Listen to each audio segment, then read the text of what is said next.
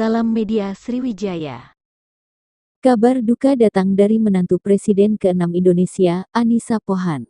Lama tak terdengar kabarnya, istri dari Agus Yudhoyono tersebut membagikan kabar bahwa ia mengalami keguguran. Hal itu disampaikan langsung oleh Annisa Pohan dalam akun Instagramnya.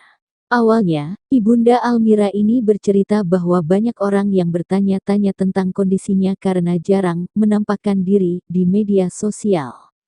Kemudian ia menuliskan jika dirinya saat itu tengah hamil muda.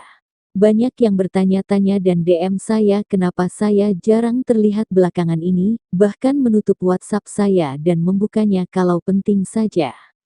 Sebenarnya alhamdulillah saya kemarin positif hamil sehingga istirahat total 1 bulan lebih ini dan menghindari hal-hal yang membuat stres, berharap agar kehamilannya bisa sehat dan lancar, cerita Annisa Pohan.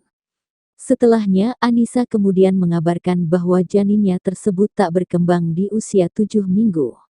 Annisa menyebutkan bahwa ukuran janin yang terlalu kecil dan tidak ada detak jantungnya, sehingga tidak dapat dipertahankan. Tentu, keguguran ini membuat keluarga Annisa Pohan dirundung duka. Walau begitu, Annisa bersama sang suami dan anaknya tak ingin larut dalam kesedihan dan mengaku ikhlas atas ketetapan yang terjadi. Dan ketika harus mengalami keguguran, tentu menjadi hal yang sangat berat untuk kami. Namun kami ikhlas dan meyakini bahwa ketetapan Allah SWT adalah yang terbaik.